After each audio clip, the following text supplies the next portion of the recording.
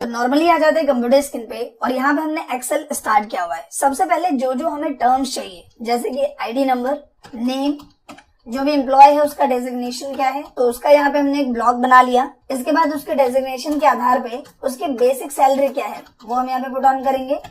इसके बाद हमने डाला कि इस महीने उसकी कितनी अटेंडेंस है, तो ये हमने लिखा।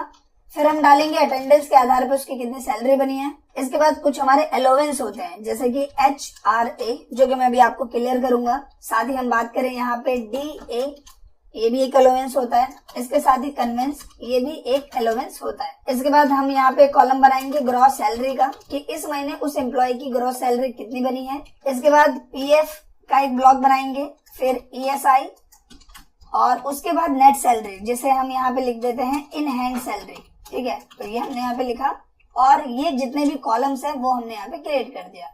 अब यहाँ पे जिसके लिए हमें लग रहा है कि स्पेस कम है या ज्यादा है, उसको हम अपने हिसाब से मैनेज कर लेंगे। यहाँ पे डबल टैप करोगे ये इस तरीके से हो जाएगा। अटेंडेंस को हमने यहाँ पे बड़ा कर लिया, सैलरी ठीक है, HRA ठीक है, DA ठीक है, कन्वेंस, ग्रॉस सैलरी हमने यहाँ पे डबल टैप किया। फिर आ गया PF, ESI, इस पे हम यहाँ पे डबल टैप कर देते हैं, यहाँ पे भी डबल टैप किया और ये आ गया इनहैंड सैलरी।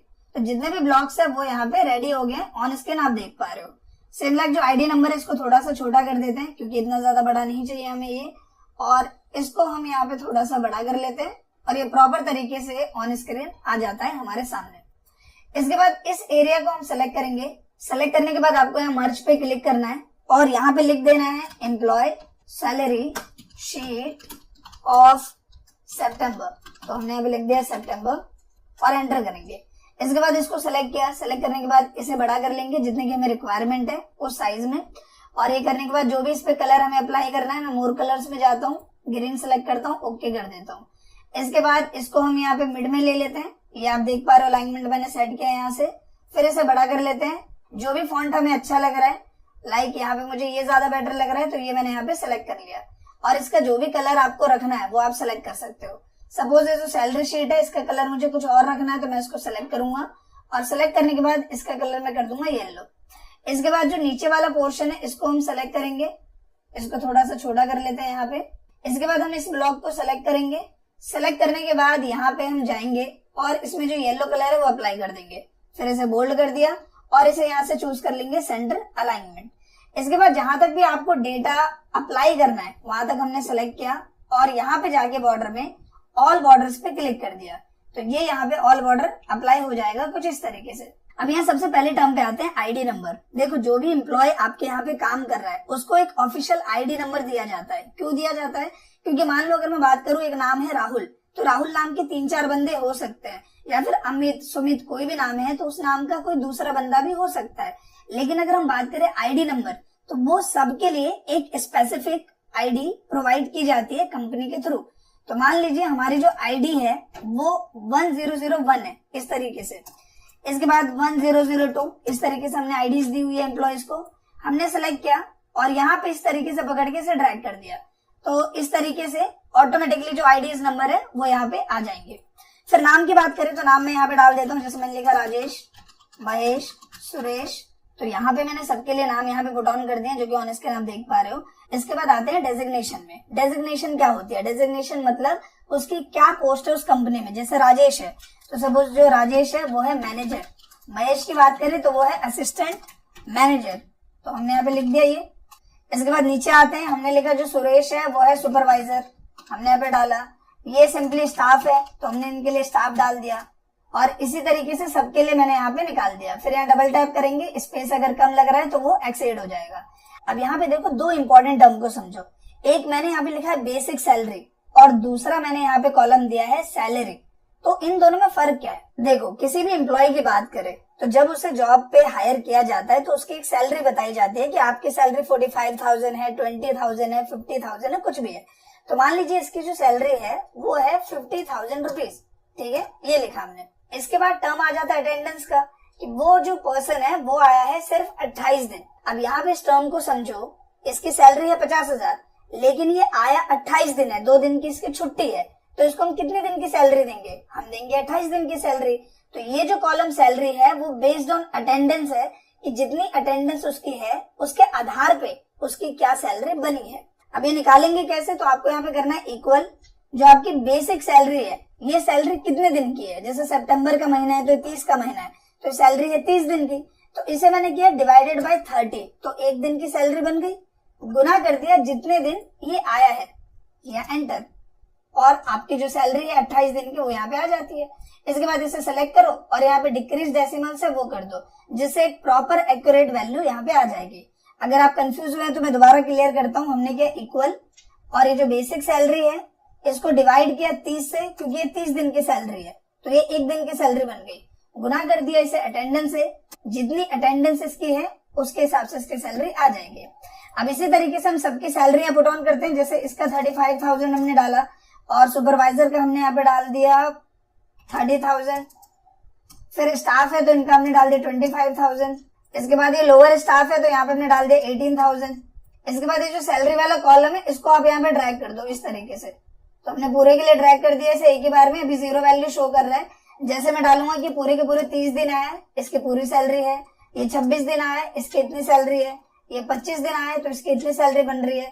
तो क्योंकि हमने इस पे इक्वेशन अप्लाई कर दिया है तो जैसे आप अटेंडेंस डालोगे बाय डिफॉल्ट अपडेट हो जाएगा। तो हमने यहाँ पे डाला 30, यहाँ पे भी डाल दिया 30, यहाँ 25, 28, 26, 24, 30 और ये 30। सो आई होप कि टर्म आपको क्लियर हो गया होगा कि बेसिकली बेसिक सैलरी की ये है, लेकिन जितने दिन वो पर्सन आया है उतने दिन की हम उसे सैलरी दे रहे हैं।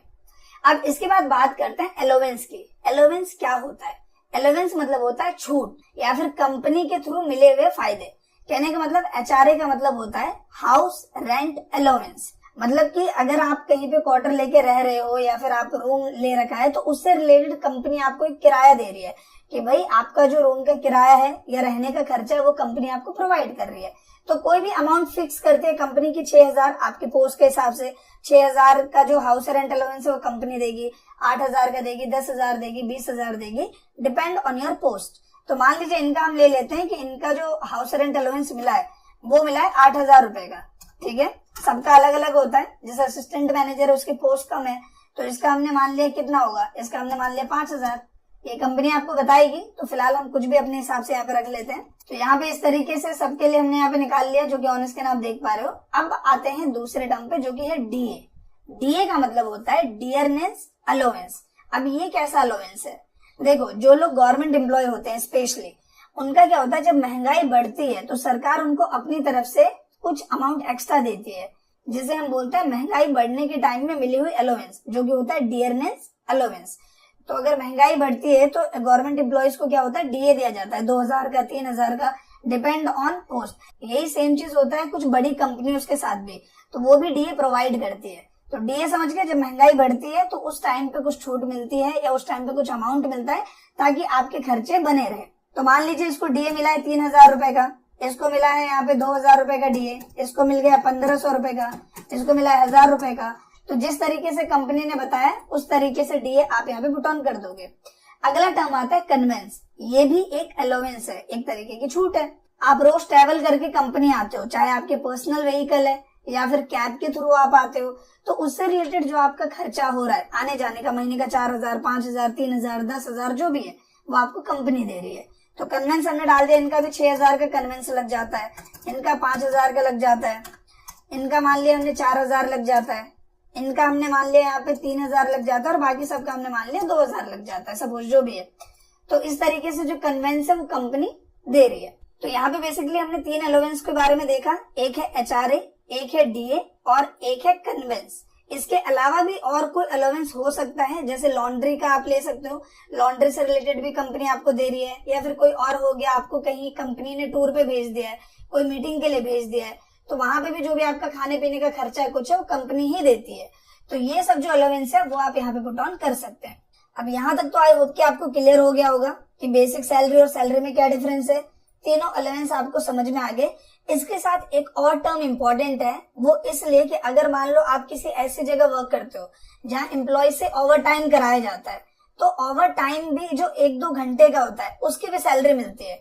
तो अगर आपके साथ ये प्रॉब्लम आ गई तो आप कैसे करोगे? मतलब ये टॉपिक भी दे दिया है कि ओवर टाइम रोज एम्प्लॉय 2 घंटे का लगा रहा है तो उसकी कितनी सैलरी बनी, वो कैसे करोगे?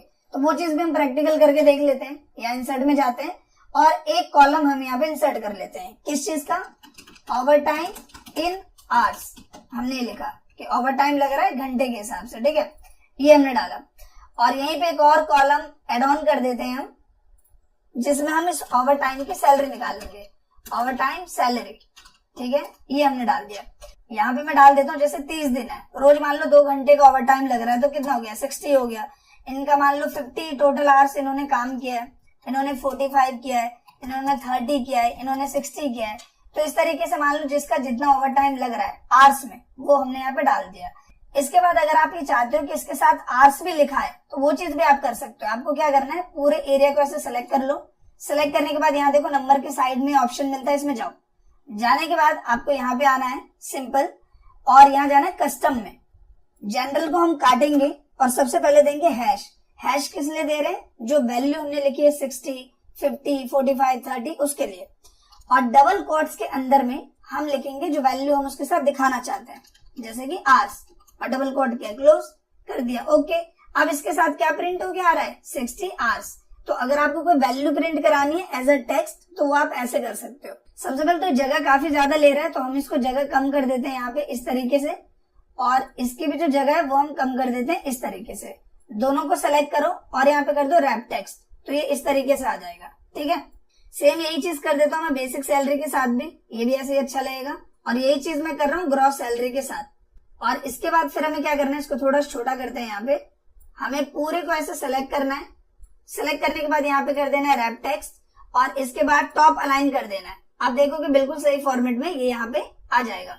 अब आते हैं इस टर्म पे ओवर टाइम सैलरी, कि ओवर टाइम की जो सैलरी है वो कैसे निकालेंगे। देखो हमें इतना पता है कि इसमें 60 घंटे काम किया है, इसका मतलब हमें इसको 60 घंटे की पेमेंट देनी है। जितने भी 60 घंटे की इसकी पेमेंट बनती है, इसके लिए हमें ये पता होना चाहिए कि इस बंदे की 1 घंटे की वैल्यू कितनी है। कहने का मतलब जैसे इक्वल किया मैंने, ये है इसकी 50,000 सैलरी। इसको जब मैं 30 से डिवाइड करता हूँ तो मुझे 1 दिन की सैलरी मिलती है। 1 दिन में ये 8 घंटे काम करता है, तो मैं इसे 8 से डिवाइड कर देता हूँ, तो अब मुझे 1 घंटे की सैलरी पता चल गई। गुना किया मैंने जितने घंटे इसमें काम किए, मतलब ये, और कर दिया एंटर। और आ गया इसका 12,560 घंटे की कीमत, जो कि इसकी सैलरी के आधार पे। दोबारा समझिए आप, इक्वल किया।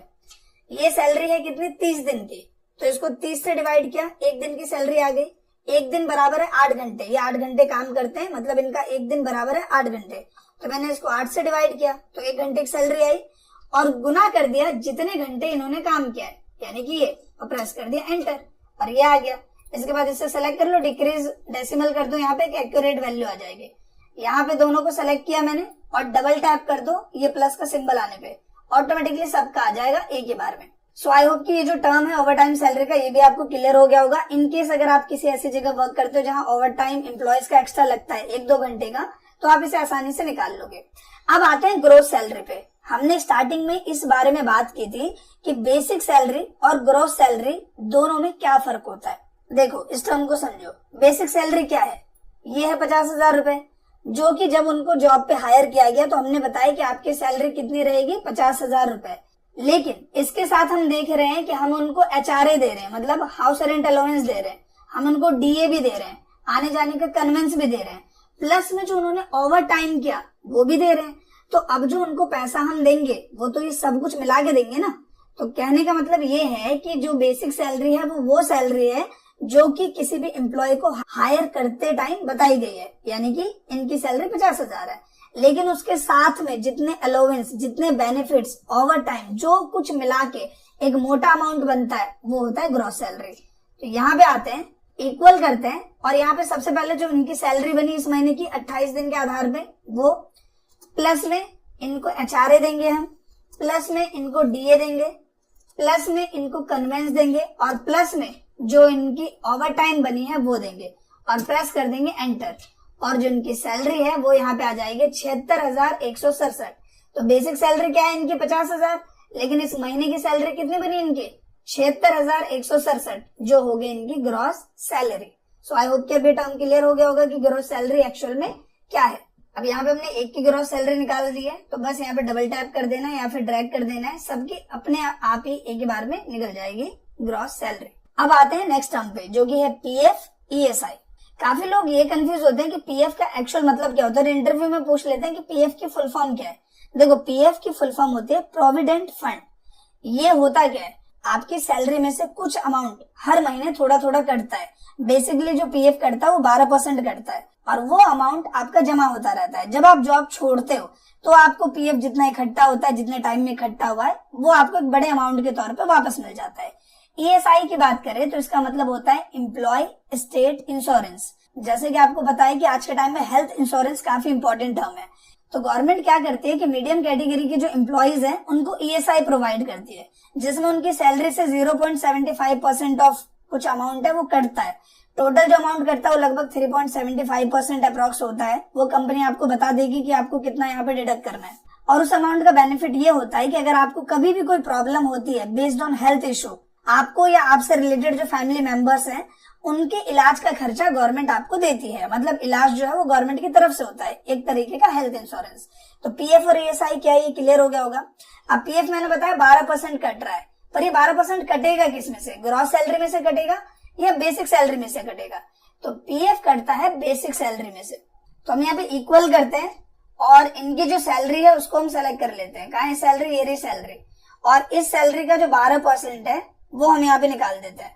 तो हमने यहाँ पे क्या किया, सैलरी सेलेक्ट किया, गुना 12 डिवाइडेड बाय 100 और कर दिया एंटर। तो ये पीएफ इस महीने इनका कटेगा।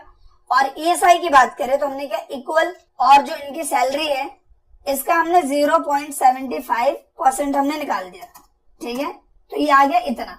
तो ये दोनों अमाउंट ऐसे हैं जो इनसे काटे जाएंगे, मतलब इनसे लिए जाएंगे। तो डबल टैप किया, सबका आ गया, और यहाँ डिक्रीज डेसिमल कर दो, सिंपल। अब आ जाते हैं मेन टर्म पे जो कि है इन हैंड सैलरी। मतलब इस महीने एम्प्लॉय को हम कितना पैसा इन हैंड देने वाले हैं। तो इक्वल किया, ये है इसकी ग्रॉस सैलरी, इसमें से माइनस कर दो पीएफ और माइनस कर दो ईएसआई, कर दिया एंटर। क्या किया मैंने, इक्वल किया, जो ग्रॉस सैलरी बनी है इस महीने उसमें से क्या काटेंगे, पीएफ और काटेंगे ईएसआई, दोनों कर दिया एंटर। और बस इसको यहाँ पे डबल टैप कर दो, सबका ऑटोमेटिकली आ जाएगा।